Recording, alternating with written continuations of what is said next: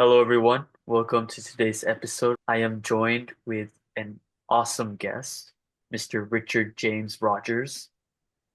Richard has always enjoyed helping students learning new concepts, developing new skills, and utilizing new ideas. In his role as a professional educator, he has a tremendous pleasure of positively impacting the lives of so many children, young people, and adults on a daily basis. He's a science and mathematics teacher, as well as an award-winning author, blogger, and podcaster. As a founder and chairman of Richard James Rogers Educational Consultancy, he delivers the powerful public speaker certificate program, training the trainer course, Agile Project Management training, and the exceptional executive coaching program to corporate clients. You can Google Richard James Rogers on Google, and he's Google famous, as a matter of fact. Feel free to check out all his works down in the description below, and make sure to have a look at what he does on Google. He's Google famous, and I hope that if you have any questions, feel free to connect with Richard through LinkedIn and other means, which will be also listed down in the description. Without further ado, let's get into this episode. Hi, Richard. How are you today? I'm great. Thank you. Thank you for that very detailed and thorough introduction. You're welcome, Richard. Let's start with the episode. Can you please introduce yourself to my audience, Richard? Yes, absolutely. So I come from a small town in North Wales, United Kingdom, called Flint. And basically, my life story kind of has evolved from being a army cadet instructor when I was around about 14 years old. So the Army Cadets is kind of like a volunteer military organization for children. It's kind of like the Cub Scouts with guns.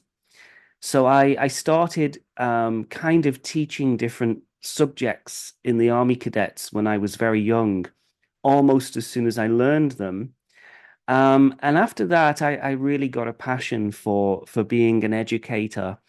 So I went to university, I got a degree and a PGCE, and went on to teach science and mathematics at UK state schools and later at international schools in Thailand and China.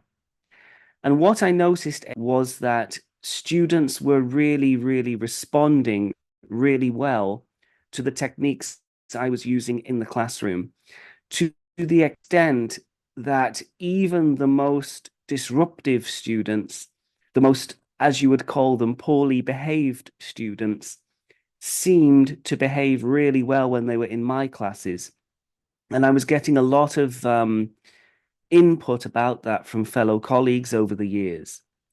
So I decided to write a book listing all of the different things that I do, mainly as a way for me to read over and remember the good things I was doing. Because one of my philosophies in life is that whilst we have to learn from our mistakes, and we learn that as children, don't we? We learn that we should learn from our mistakes. But you can only learn from your mistakes if you remember your mistakes. So I wrote this book as a way for me to consistently review and remember not only any mistakes I'd made in the classroom over the years, but all the good things I'd done. And I published that on Amazon, and it became a sensation. We were getting orders from all over the world, mainly from America and the UK, interestingly, because I'm not an American teacher. But all over the world, it became wildly popular. And then I wrote three other books after that about different aspects of classroom management. I followed that with my blog and my podcast. And then I started a new business doing corporate training for business clients here in Bangkok, Thailand. And that's proven to be very valuable, very rewarding, and very lucrative as well. Um, so yes, I guess that's my life story up to this point. That's a very detailed journey, Richard. And like you mentioned, the book, your debut book, actually, Quick Guide to Classroom Management, 45 Secrets that all high school teachers need to know, which I'll put the link down in the description. It won the reader's favorite bronze medal for nonfiction in 2020. And like you said, it's a monumental success.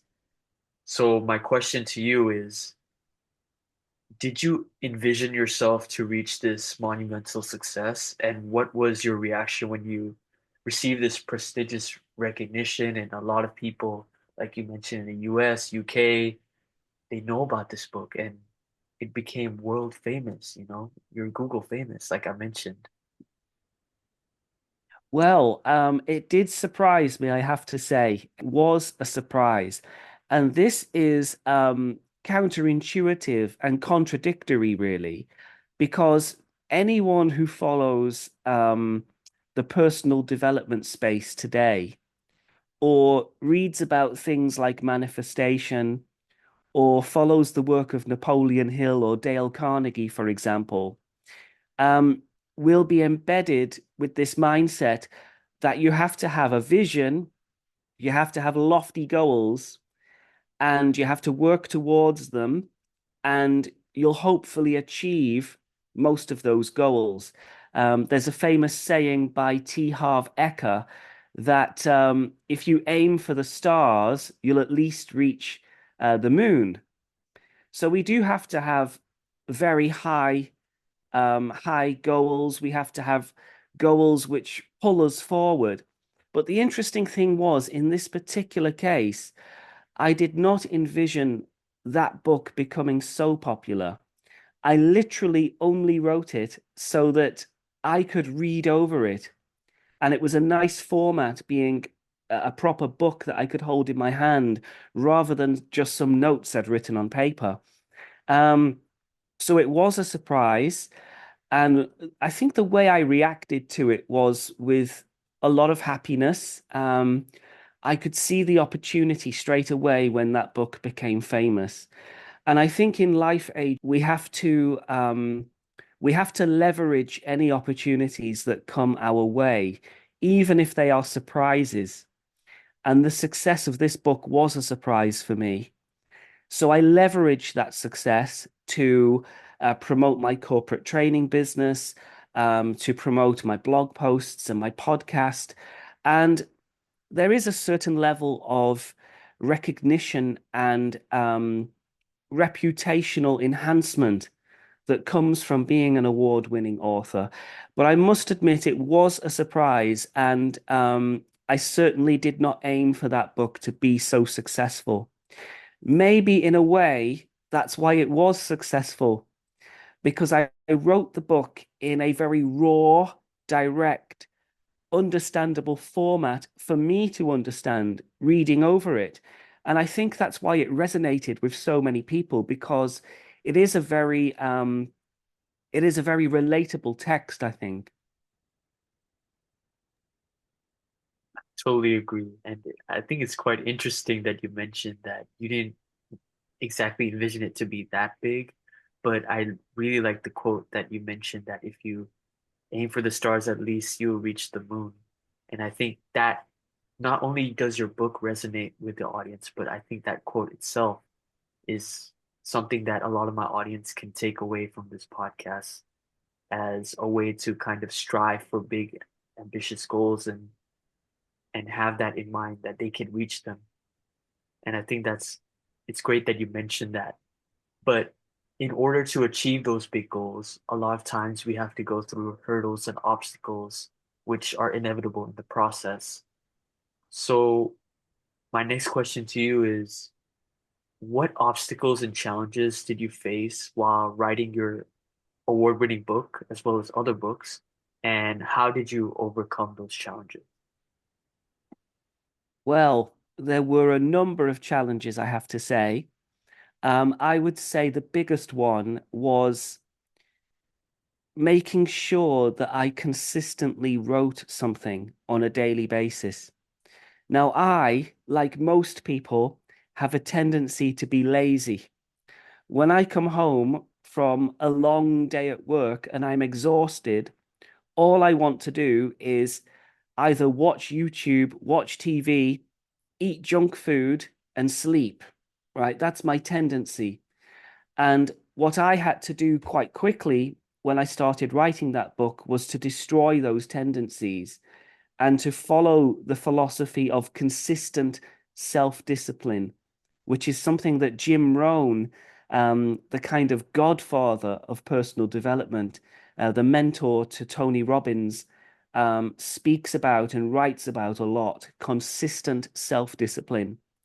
So for me, what that looked like was every day forcing myself to write at least 200 words, even if it was complete garbage, even if I did not have any ideas that day, I would just write something down. Because, of course, being an author, you can always edit your work later.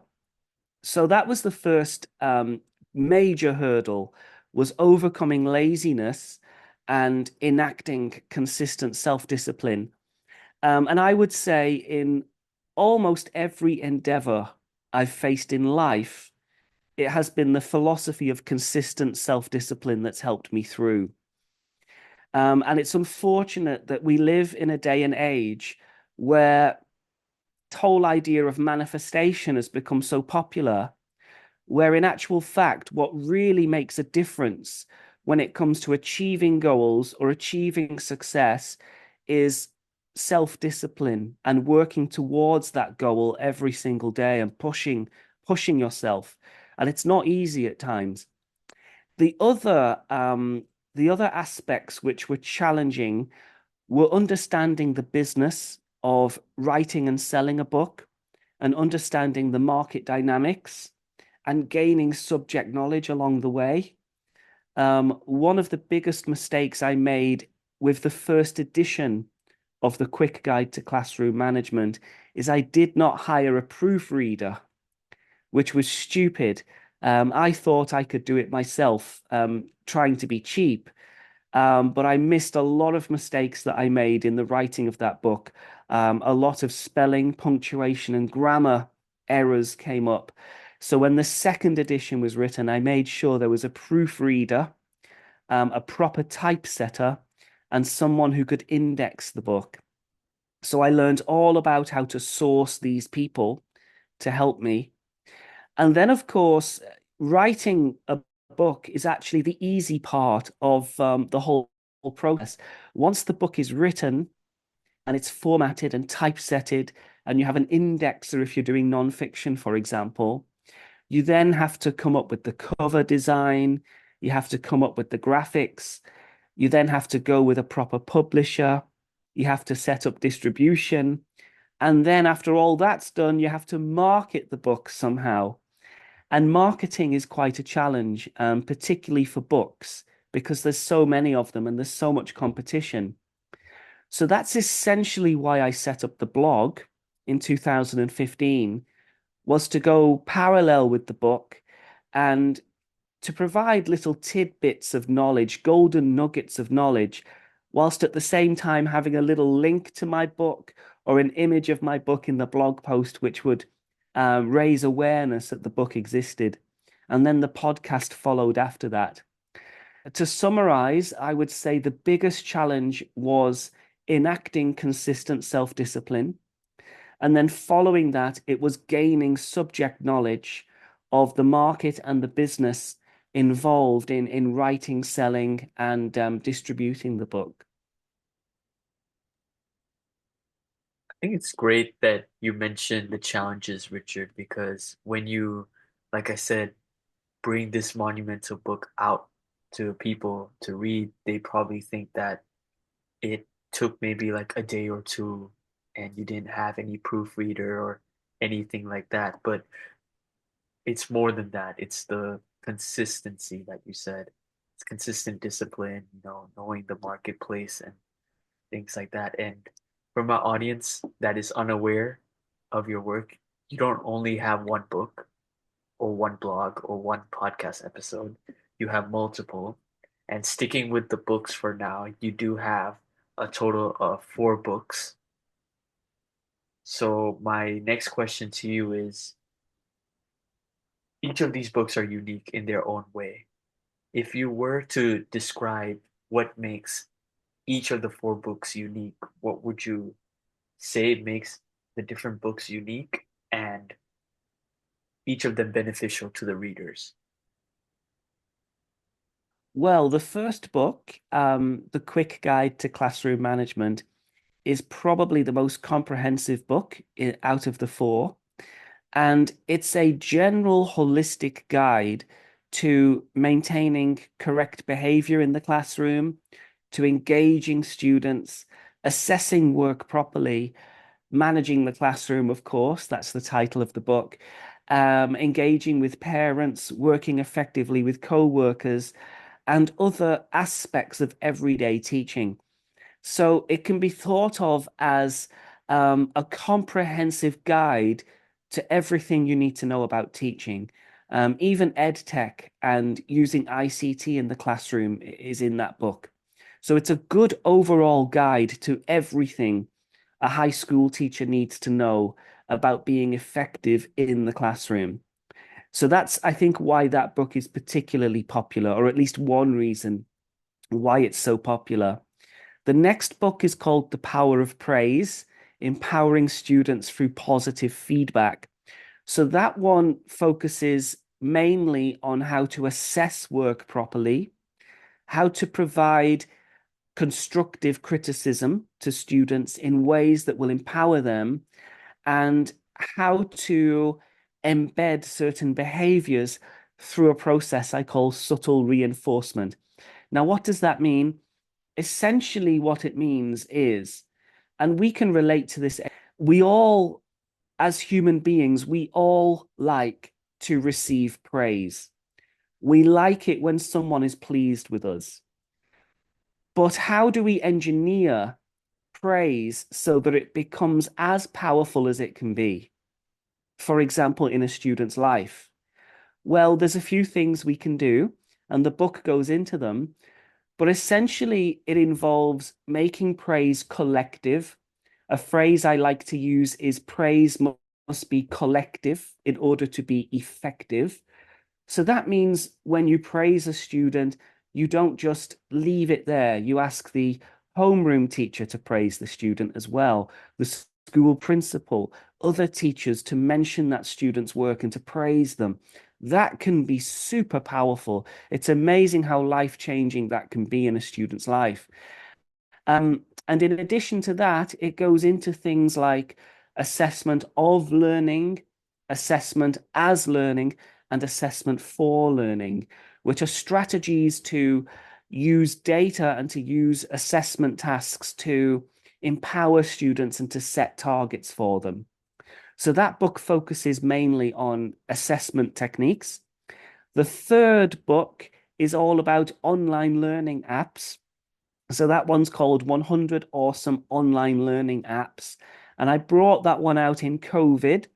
I was being very opportunistic, as you can imagine. Schools were in lockdown, students were learning from home, a lot of hybrid teaching was taking place.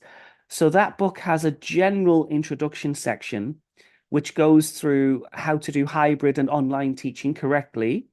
And then it has a big list of different online learning websites and applications and how to use them for different subject areas. And the final one is a monumental, mammoth-sized book, although it's quite simple in nature. It's called the Rogers Pedagogical Planner. And at about 600 pages, it's a really thick book like this.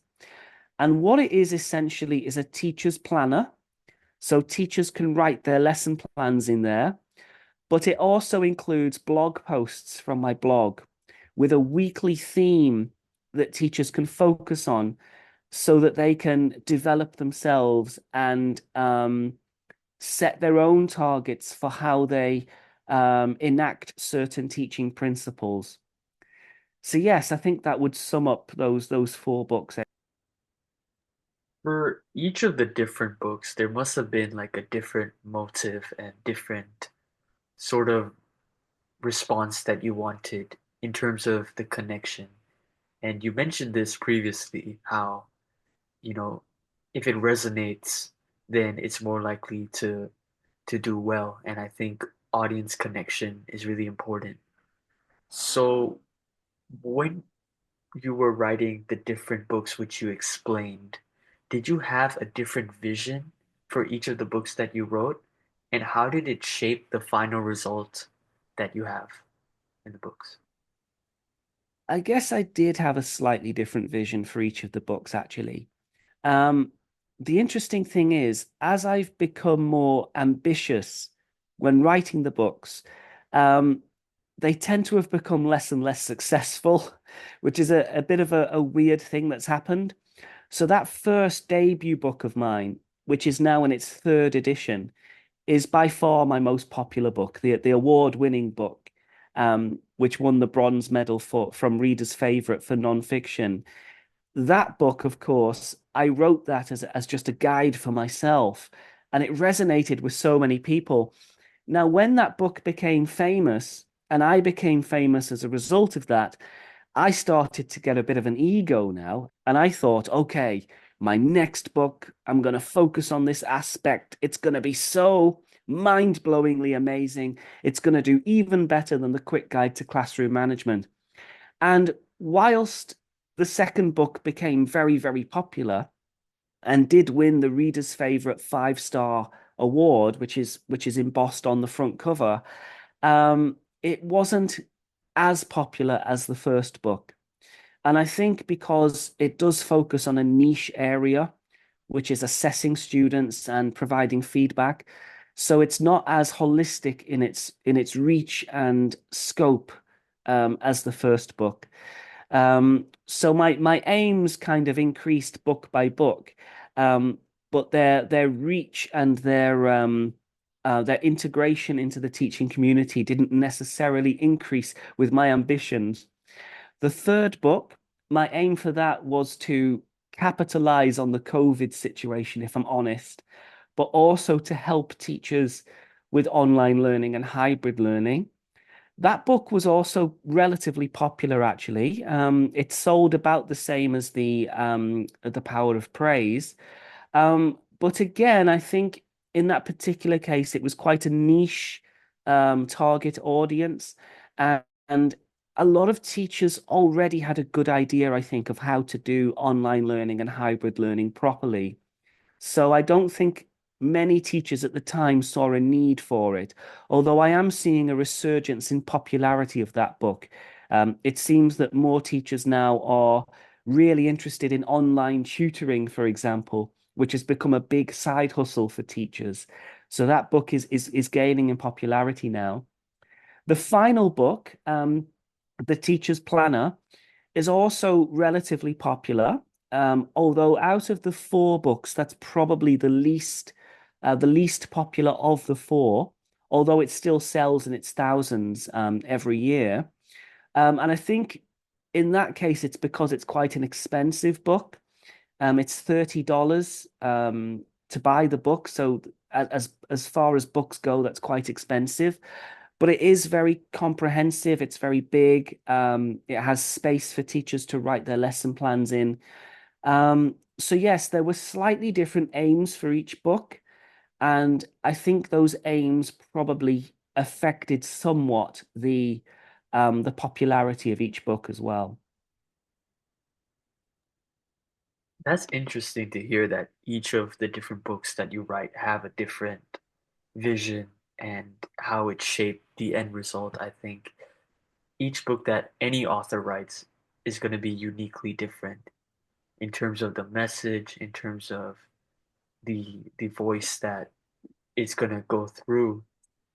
So my next question to you is looking back, taking you back to the start of when you were very young, you were still in school, you were in the UK, did you envision yourself to, have all the sort of things that you have today, like a podcast, a blog, an award-winning book? Or is this something that you kind of had aspirations and kind of made it happen as you experienced life and got older? That is a very interesting aspect of my childhood, actually, because I will admit that ever since a very young age, I did have very, very, very large ambitions. So I think, although I've said today that as my ambitions increased, the popularity of my books didn't necessarily increase. I still believe it is very, very important to have very lofty goals, although very specific goals as well, and to dream big in order to achieve big. So when I was a child, I remember walking down this hill where I live, called Cornice Lane. And there's this big giant house there called Cornice Hall. And I always envisioned walking down this hill that I would own all of the land I saw in front of me, which is a lot of land. And I would own this big house, which was at the top of the hill. And I'm actually working towards that goal now. Um, but I never, when I was a child, I did not envision the exact mechanics of what would happen. I didn't envision that I would be an award-winning author. I didn't envision I would be a blogger or a podcaster. Of course, when I was a child, blogging and podcasting didn't even exist really. Um, I did spend a lot of time in my local library, and I think when I became a little bit older, in my late teens and early 20s, that's when I started thinking about writing my own book. I laughingly one day, this was when I had very little money, almost nothing. And I remember working at a local factory in my hometown, doing things like screwing lids on perfume bottles and packing baby wipes and things.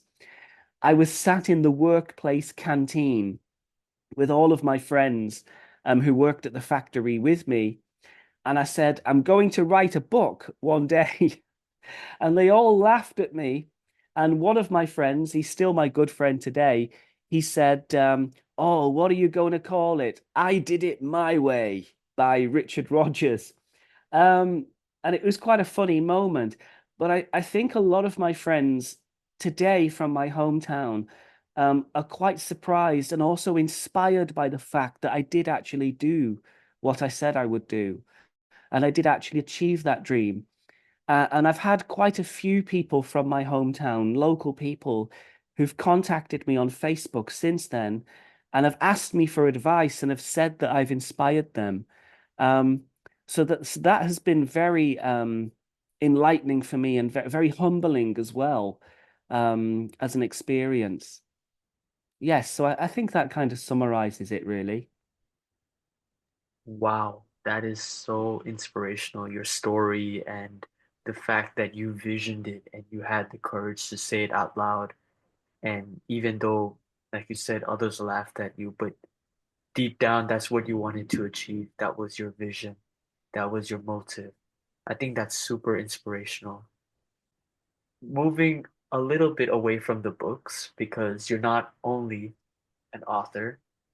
I mentioned that you are the host of a podcast. You're a podcaster as well, called Practical Teachings with Richard James Rogers. When you started this podcast, what was the driving force and the motive of starting this podcast? And how did you aim to broaden the perspective of practical teaching? Well, with the podcast, I wanted to make the messages within my blog and within my books even clearer for people, and also to reach a wider audience. Because I think when you read something in a book or on a blog, it doesn't always carry the same emotional tone as it can when it's presented through the medium of voice. So the podcast was a way for me to really put more emotion into the message and more emphasis on certain key points. So that was the aim of the podcast, really. But as I started podcasting and more episodes came out, I started realizing that it was generating traffic to my blog and it was generating book sales as well because it was raising awareness of my work. So I started also using the podcast as a way to showcase the work in my book and showcase the blog, as well as explaining the practical teaching tips. Um, so that's been very widely accepted, and I think a lot of people like my podcast. Again, because I draw upon real life experiences, which makes it very raw and very relatable. And because I think I'm quite an animated person, so when I speak, I use a lot of intonation, and people can tell when I'm smiling as I'm speaking because you can kind of hear that through the emotions. And I always say as well that for learning to happen, it has to be somewhat emotional in nature. And when we do a podcast, of course, we're trying to teach people things in a way, or we're at least trying to inform people about things. And if we want people to remember the messages we're conveying, those messages have to be loaded with some emotion. So yes, there were a few aims of the podcast, really. And not only the podcast, but your blog, which has been going on, like you mentioned, for over 10 years. Has your style of blog writing changed over the years? And if so, why and how did you manage to change your style of writing? Well, I think over the years I've become better at writing. Um, when I started it 10 years ago, I was still very colloquial in my writing. I wrote in a way that was very basic, I think, and very concise. But as the years have gone by, I've realized that my most successful blog posts are the ones which are really clear and really detailed, but detailed in a way that's practical. So there's very little fluff, very little waffling, but lots and lots of actionable advice. So as the years have gone by, I've increased the amount of actionable advice in each blog post. I've made the messages clearer through choice of language, making sure that the descriptors I use, the adjectives I use are more internationally recognized rather than being colloquial to the UK, for example, and also using images really effectively.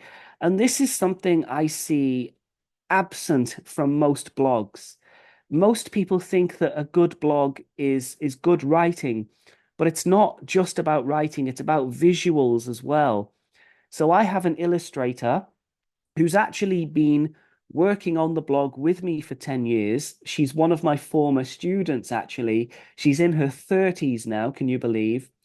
And her style of illustrating has improved over the years.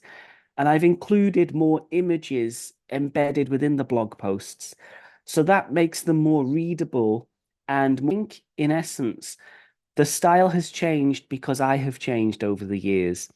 I mean, 10 years is a long time, and a person can really, really evolve a lot in 10 years.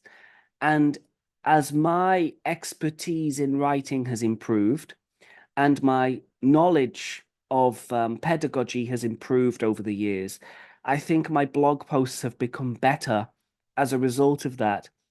So I would say that the style has changed as a result of natural evolution rather than being purposeful in nature.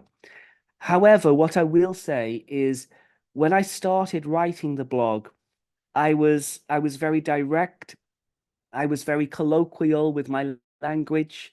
I would use a lot of UK centric language, which people around the world might not fully understand. And I think my choice of images within the blog post to begin with were quite generic images from Pixabay, for example. But as my illustrator got on board, that really caused the blog to become even more popular because a lot of people think that writing a blog is just about using good text, good sentences, good choice of vocabulary, good flow. Now, all of that, of course, is important, but the visual aspect of the blog must not be overlooked. Do you have colorful images in the blog? Do you have pictures? What does the website overall look like? Does it navigate well? So these things are things that have evolved for my blog at richardjamesrogers.com naturally over the years. So I use images a lot more often now in my blogs just to break up the different sections and to make the feel of the blog posts more light-hearted than they would be otherwise.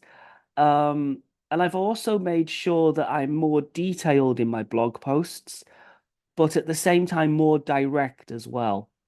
So when I started blogging, I tended to be a little bit I was concise, but I was also at times a little bit waffly, and I would add some fluff that wasn't fully practical or fully applicable. But now when I write, I make sure that everything that's written is usable and relatable and can be immediately applied by those who read my blog. Because that's the aim of my blog is to be a useful, tangible resource for educators everywhere. That's great. I think, yeah, over the course of the years, a lot of times that we learn and we reflect on what we think is could be better in terms of our own work, whether it's blog writing and whatever the case may be, and we adapt to that. We make changes, see what works, what doesn't. And you, like we mentioned in this podcast, you, Richard, you have so much experience, you have so much knowledge to share. You know, you're doing so many things. And I'm pretty sure that the success that you have reached, a lot of my audience who are watching this wants to reach that success as well. They want to have an award-winning book like you do, or a successful podcast, blog post, and they want to do all these sort of things. Do you have any tips or advice you would like to give them who want to achieve and do the things that you're doing? Yes, yes, I do have a few things to pass on. Firstly, we've got to get out of this mindset of planning day by day. Too many people are doing this. Yes, it's important to have a to-do list for the day ahead, but we have to start thinking long term. And I think my productivity increased dramatically when I started using calendars and using them properly, scheduling weeks and months ahead of time. So that's important, taking a long-term view and making sure that things are scheduled properly and we're not just living day by day. And I think also that metaphor, just take life one day at a time. I can see the benefit in that metaphor, but it's also in some ways a limiting belief because if you only take life one day at a time, you won't be able to see the bigger picture, plan ahead, schedule properly, and put all the different pieces in place. So I think that's absolutely crucial. Um, in addition to that, consistent self-discipline is very, very important, of course. Making sure that you're doing a little bit every day. My granddad used to say when he was gardening that he would do a little bit in the garden every day rather than leaving it to the end of the week where there was loads and loads to do. So the little and often principle is very important. Using calendars, very important. Consistent self-discipline is very important. Um, and I don't want to sound cliched, but you do have to believe in yourself. even when life is tough, life is hard, bad things happen because they happen to all of us. It's so important that you push yourself and you tell yourself, I will do this, I can do this, I must do this, even if you're feeling like trash. So yeah, there's a few things there, I think. That was some great tips that I think my audience can learn a lot from. I think you mentioned so many interesting things in this podcast that it's it's amazing, and there's so much knowledge and so much insight that you've given. Going back to what you said earlier in the podcast about consistent discipline, and now that we've talked about the different things that you do, like blog writing, podcasts, writing books, how do you achieve balance and consistency across book writing, coaching, teaching, podcasting, and many more things that you do? Well, you do have to look after yourself. And I've certainly learned that health is very important, sleep is very important, um, and also avoiding laziness is quite important. And it's not easy sometimes. Um, an example would be waking up in the morning and not snoozing and having a morning ritual. This is something that Tony Robbins talks about a lot in his books, for example. And you may have heard of The Miracle Morning, which is another good book. I've forgotten the author of that now. Um, but this philosophy of having rituals is, I think, very powerful, and most people can relate to that. Um, Unfortunately, there's a lot of people in the world who they wake up in the morning and they don't really have a consistent system that they follow. And when they come home from work or they finish work for the day, again, they don't really have a routine that they follow. So it's important to embed rituals and routines into your day. So for me, when I wake up in the morning, I have a shower, I have breakfast. I feel that's really important so that I'm physiologically and biochemically ready for the day ahead. I do some planning, I do some reading, I do some sketches on my iPad to kind of draw out my blog or my podcast or some corporate training I've got coming up. I write my to-do list. I go to work. When I come home, I've got a ritual I follow then as well. So maybe it's go for a shower again. And then once I've done that, I've got dinner. I've got a list of things that I need to do. And I always make sure I'm in bed at a consistent time, waking up at a consistent time. One thing I think is missing from most of the professional development books out there and the personal development space is there is not enough emphasis placed on the biochemical, physiological aspect of becoming successful. There's so much talk about having goals, setting targets, being consistent, having rituals, and all of that is, of course, very, very, very important. But your body, physiologically and biochemically, also needs to be primed correctly. How do we do that? We need proper sleep. We need to be eating the right foods. If we're eating burgers, pizzas, junk food all day, it's amazing what kind of dulling effect that can have on the mind and on the body, and how exhausted just that can make you feel. We have to make sure that we are having breakfast at the right time, at a consistent time. Or if you skip breakfast, you have a meal plan in place and it's good food that you're eating. Um, Even when you have your showers, or you go for a bath or whatever it is, even that has an effect on your physiology, the amount of hours you sleep. So we have to look after our health, and it's going to be slightly different for each person. You need to know how your body works and how your body responds.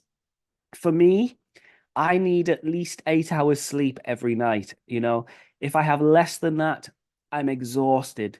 Um, if I do that multiple days in a row, I respond quite well to coffee in the morning, but not too much. So if I have maybe two cups of iced coffee, which is what I drink in the morning, that's brilliant for me. That sets me up biochemically for the day ahead. If I have more than that, it tends to make me tired.